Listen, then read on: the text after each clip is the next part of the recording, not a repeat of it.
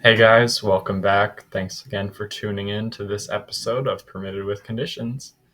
I'm Sam the intern, as always, and now let's get things started with part 5 of our interview with Becky McCray.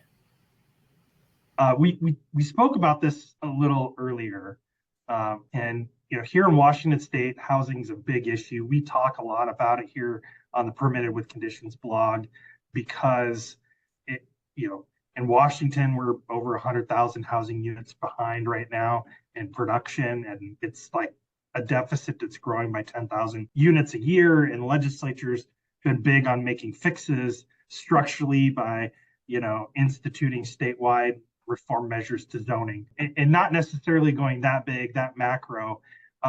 You've had a few articles on your blog, Small Biz Survival, and they've talked about these rural housing issues, the challenges associated with housing in small towns. For those folks that aren't living in rural areas, what are some of the challenges when it comes to housing? Okay.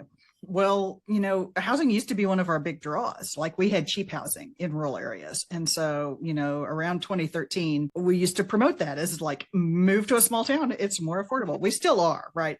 For the record, our houses are still cheaper. We just don't have a lot of supply. And part of it is that even as our population has declined, the number of households has not changed. The population in rural areas skews older. And so we have more people occupying a house that is too big for their household size. So people that might be happier in like a cottage or a tiny house have a 4-bedroom, 3-bedroom house that they are having trouble maintaining for our seniors. We also have issues, which means a lot of what we might call workforce housing is currently tied up with people living in it that are not using all of it. And so I'm drawing a lot of that from research by Ben Winchester from University of Minnesota. He works with Extension and does a lot of research around housing. Well worth looking into if you want to learn a lot about why we have housing issues in rural areas. And then another one is that we have a lot of housing that has not been maintained, and for a lot of reasons, and a lot of housing that's been removed. And I think we see this in urban communities and suburbs as well, that houses get removed and they get not replaced with more housing. And then we also have a lot of estates. As our population skews older, housing gets tied up in an estate and maybe in an estate process for a number of years, during which it's not being used. So there's a lot of reasons that we have housing issues, but realistically, I don't think it's uniquely rural, but we do have our own spin on why we're here. Yeah.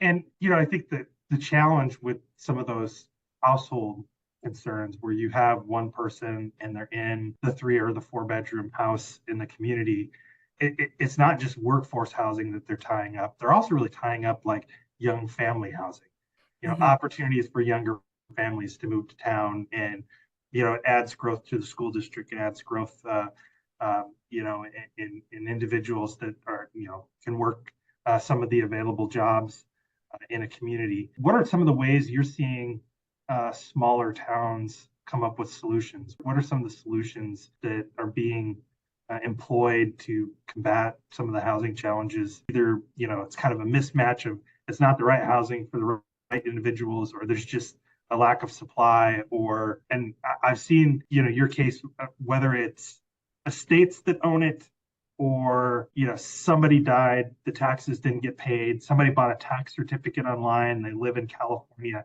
they've never been to that town before, they think it's worth 3 times as much, and, just all of those kinds of issues. But what are some of the solutions you're seeing communities implement? I think the solutions to rural housing challenges turn out to be completely based on what that specific community has available to it by their own people using their own assets. And so, for example, I was in Estill County, Kentucky, and we were working around the question of housing. And so what we did was we took a group of people. My host there was called Joe Crawford. He's part of their economic development group and is kind of a legend in that part of Kentucky. But he brought together sort of his core people who knew how to do things. And so housing was one of the challenges we decided to talk about. We started by listing off who else cares about this. And so there's the cities and the county, the housing authority, people who rehab houses, contractors, real estate professionals, surveyors, bankers, appraisers, lawyers, employers, the school district, utility companies, hardware stores, Habitat for Humanity, the development district. There's more players than that, but that was the quick list that we came up with. Suddenly they realized it wasn't just the 4 or 5 people who cared about housing. There's actually a lot of people who care about it. And I think that's the first step. Find out who is in your crowd, so that you can start reaching out to them and gathering them to you and attract them to work on that. And as they put together those pieces that I just quickly listed, they realized the city ends up owning some houses, taxes unpaid, the lawn didn't get maintained and the city ended up with it, right? All of the reasons with that. But they also have nearby a technical center where they teach some building trades, not the full slate of building trades, but enough. So they were going to put together some of those existing contractors, those houses the town or city has ended up owning, and those students who are learning building skills. And then you have to put together a lot more pieces, like there needs to be insurance, and the Habitat for Humanity people have supplies. The nonprofits can help bring in lots of different things. There's a college nearby. One of the employers owns a building, a house that might be a good target as well. Putting all of that together, you're going to end up with rehabbed houses that go back onto the market. But that's entirely based on the local conditions. The way you figure that out in your town is by gathering your crowd. So there's that. That's one set of solutions. Another one that I want to talk about is Major County, Oklahoma, Fairview, Oklahoma. They had been talking about housing for a long time. And so what they did is, in order to move from talking to doing, they actually loaded up the economic development leaders in one vehicle, and they drove and looked at every house in town. And at the end of that, they were ready to take action. It's one thing to think about it abstractly while sitting in a meeting room. It's another thing to go look at every house in your community. And you can do this in a small town, and it will change your attitude from, well, we're going to talk about it next month, to what are we doing? Who are we calling? What can we, what do we have? What can we leverage? And so Major County has built 2 houses acting as their own contractor, and one of them has already sold. The other one is finished just now. So that's how you move from talking to action. Gather the people who care about it, that you are your core people who will help you. Go look at all of the houses, change the conversation. Yeah, and I think that when you look at some of those small towns and the solutions that you can implement, what I've seen at least is same thing as what we've run into out here, which is you've got a lot of areas where you may have these really big houses that 25 or 30 or 40 years ago might have been divided into a couple of units if somebody didn't want to live there any longer. And, they'd be kind of like nice apartments in essence, and an affordable option for people. But because of current zoning codes and kind of how things have compartmentalized, this is single family and this is multifamily, that's gone away.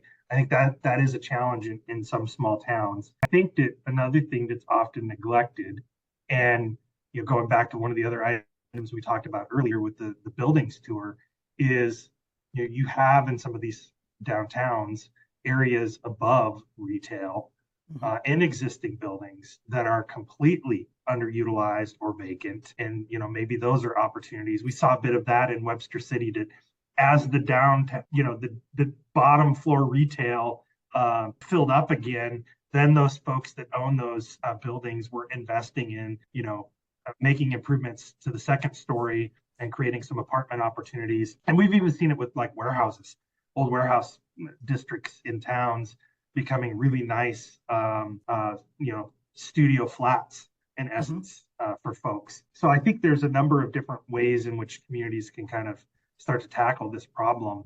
But it is bringing people together, because you've got to figure out, not everybody understands the finances behind development, and not everybody is a developer. Nor should they be. And that's why we gather people together. Your examples of upstairs downtown in Iowa is a great example, because Iowa has actually collected a number of upstairs downtown housing examples together that are available, great stories of how they've done it, and all across the market.